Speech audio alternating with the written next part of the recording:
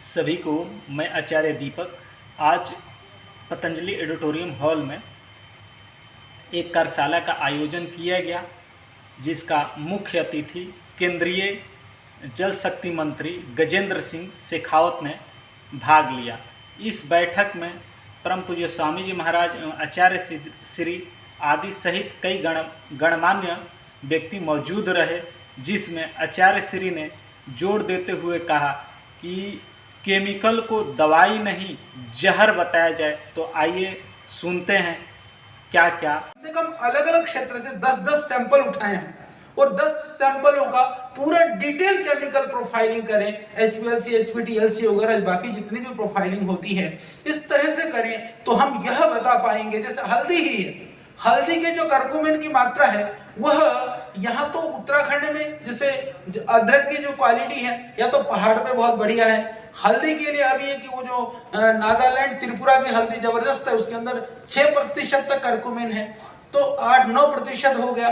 तो ये जो चीजें हैं यह बड़ा काम है और ये जरूरी है, क्योंकि जैविक जो प्राकृतिक खेती है नेचुरल फार्मिंग से भी पहले जरूरी है कि किस चीज की फार्मिंग करें और किस चीज की फार्मिंग कहां करने पर किसानों को ज्यादा लाभ मिलेगा। तो उस कार्य को करने के लिए पतंजलि सक्षम है। पूज्य स्वामी जी और आदरणीय मंत्री जी यहाँ पर बैठे हैं। हम तो देखो कार्यकर्ता है, जो ये बैठे हैं हमारे सब ये कार्यकर्ता, ये तो वरिष्ठ हैं, मेरे से भी बड़े, मैं तो छोटा कार्यकर्ता हूँ, पर मैं काम करने के लिए हमारी टीम सब तैयार है और मिनिमम टाइम पर पतंजलि का यही रिकॉर्ड है। सब जानते हैं कम से कम समय में ज्यादा से ज्यादा काम करना और सारी चुनौतियों का सामना करके भी लक्ष्य को पाना, ये पतंजलि का स्वभाव। तो उसके तहत हम उस कार्य को करने में सक्षम हैं।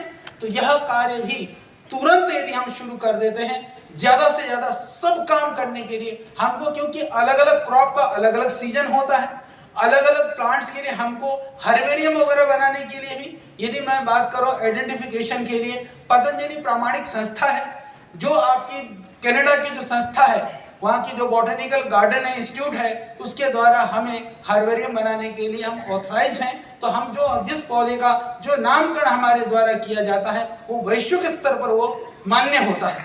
तो ये सब काम करने के लिए हम पूरी तरह से तैयार हैं। तो एक काम तो आदरणीय मंत्री जी से ये निवेदन था कि ये करें। दूसरा कार्य, क्योंकि जब तक देखिए हमारे जो फार्मर्स थे, मैं छोटी सी इतिहास की तरफ दृष्टि आपको ले जाना चाहूंगा कि हमारे जो किसान थे वो स्किल्ड थे पहले। क्योंकि स्किल्ड इस रूप में थे कि बच्चा पैदा होते समय जब वो चलना फिरना बाद में सीखता था, माँ की गोदी में खेत में पहले से जाना शुरू होता था, तो उनके साथ में रह करके उसको पता था कि कौन सी खेती कब बोनी है, किस खेत में क्या होगा।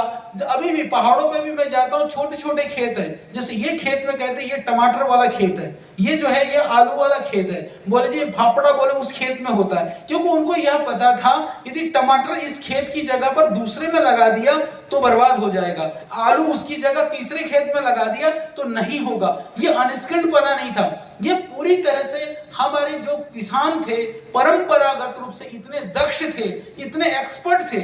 और हमारी माताएं बहनें, यदि हम प्राचीन काल की थोड़ी सी बात करें, बहुत ज्यादा पुरानी नहीं, जैसे माँ बहनें ब्याह करके जब चली जाती थी, घर चली जाती थी, तो वहां जाकर के कहती थी अच्छा तुम्हारा ये जो खेत में ना तुम्हारी ये सब्जी अच्छी नहीं होती, इस सब्जी के बीज तो मेरे मायके यहाँ बहुत बढ़िया हुआ करता था, ये बीज हमारे यहाँ बहुत अच्छा होता था। तो यदि भाई के यहाँ कोई बढ़िया बीज थी तो अपने घरों में पहुंचाती थी, घर में बढ़िया बीज होता था अपने मायके यहाँ पहुंचाती थी। इस तरह से उन्नत कृषि के लिए, समृद्ध कृषि के लिए बीजों के संरक्षण के साथ में उसको अलग अलग क्षेत्रों में पहुंचाने का काम मेरी माताएं बहनें बड़े रूप में करती थी। तो आज कालांतर में क्या हुआ, बीज अब हम हाइब्रिड में गए, बीज के लिए पूरी तरह से विदेशी कंपनियों पर हम आश्रित हो गए।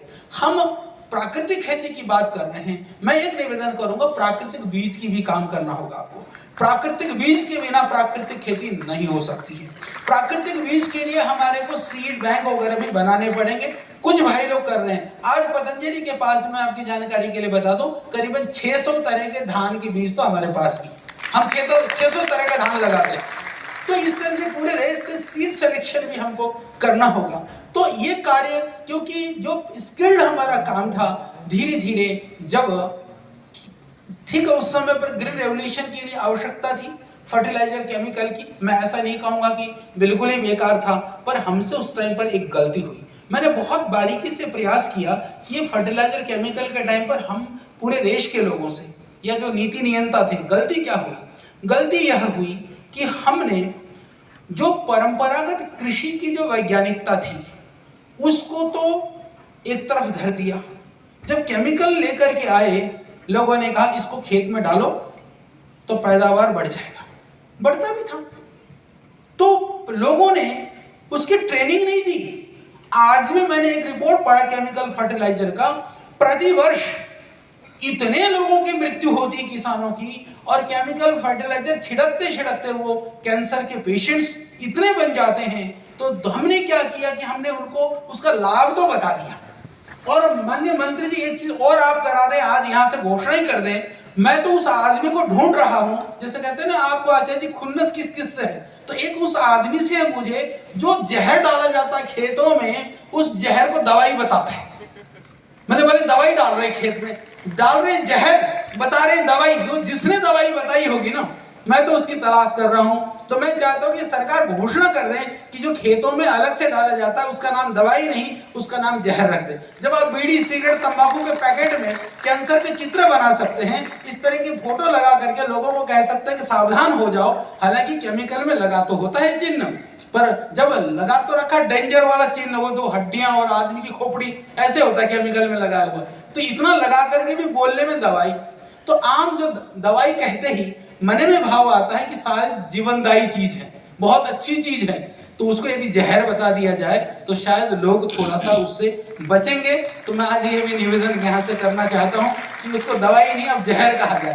तो इसके अतिरिक्त जो मैं निवेदन करना चाह रहा था, हाँ, समय बस आपका और फिर आप दोनों का ही है, तो इसीलिए तो ये जो चीज है, तो हमने क्या करा कि हमने अपने जो स्किल्ड फार्मर था उसको अनस्किल्ड बना दिया। केमिकल के लिए कोई स्किल्ड तो चाहिए नहीं। तो आज भी दुनिया के अंदर में बहुत सारी केमिकल वाली खेती की जाती है, पर आज भी भारतवर्ष के अंदर हम पौधों में कम डालते हैं केमिकल, धरती में ज्यादा डालते हैं, क्योंकि डालने की विधि और प्रक्रिया हमने सीखी नहीं, हमको ट्रेनिंग दी नहीं गई।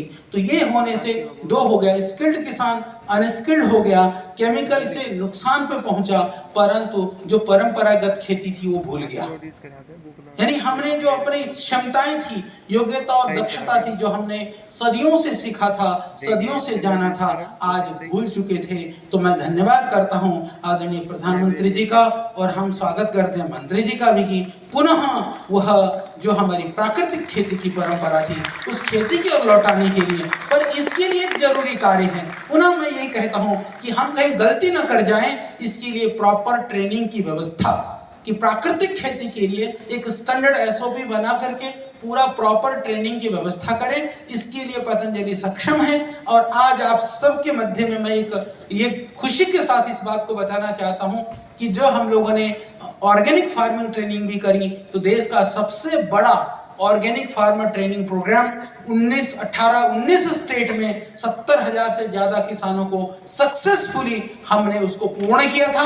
और प्राकृतिक खेती का ट्रेनिंग प्रोग्राम भी, उसमें भी मैं निवेदन ये करना चाहता हूँ, इसकी जो प्रक्रिया है, क्योंकि कई बार क्या होता है कि सेंट्रल ने प्रोजेक्ट दे दिया स्टेट को, स्टेट से फिर वो इधर उधर जाकर के रह जाता है। यदि ऐसी व्यवस्था हो कि पूरा का पूरा सेंट्रल से डायरेक्ट प्रोजेक्ट हो, मॉनिटरिंग स्टेट भी करे और थर्ड पार्टी एजेंसी को लगा दें, किसी को भी आप काम दे दें, तो उसकी जो क्वालिटी है और एक रूपता है वो बनी रहेगी और यह कार्य जल्दी से पूरा हो पाएगा, ऐसा हमारा मानना है अपने अनुभव के आधार पर और अपने कार्य के आधार पर। तो यह ट्रेनिंग का पार्ट हुआ। तीसरा पार्ट है जैविक, जो हमारा जो प्राकृतिक खेती के लिए खाद है, गोबर है, वो तो है हरी जो हम जो खाद है पौधों से जो तैयार करते हैं। इसके साथ साथ में जो स्लज मैनेजमेंट का, क्योंकि वह भी हम ऐसा मानते हैं कि उसको भी हम प्राकृतिक खेती के लिए प्रयोग होने के लिए, हम जानते हैं उसके अंदर काफी केमिकल है या फिर हैवी मेटल्स हैं, सब कुछ है, पर पतंजलि ने वह रिसर्च किया है कि हम लोगों ने हैवी मेटल को डाइल्यूट कर करके और अनेक तरह के उत्पाद खाद हमने बनाए हैं। खाद सक्सेसफुली हमने ट्रायल भी किए हैं और उस मॉडल को हमने एक तरह से कई जगह पर आज हम कर रहे हैं। तो तीसरा, तो सलज का निस्तारण भी, सलज से प्राकृतिक खेती के लिए किसानों को सहयोग भी।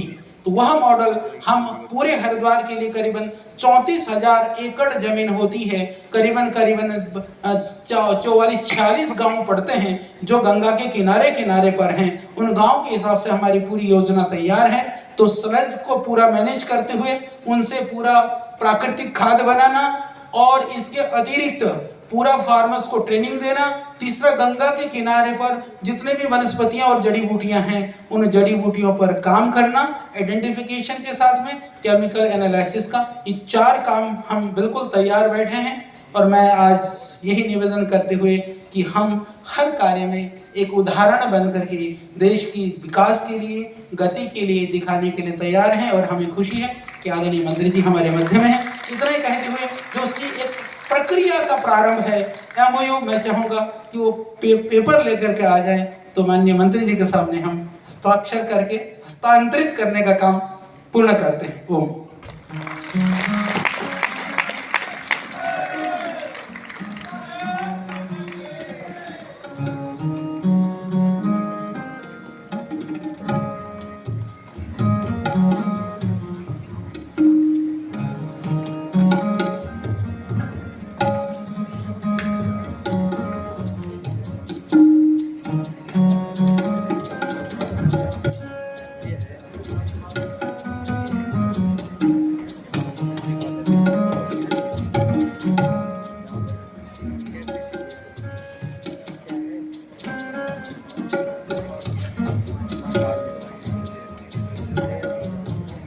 अभी ये कॉमर्शियल ब्रेक चल रहा है।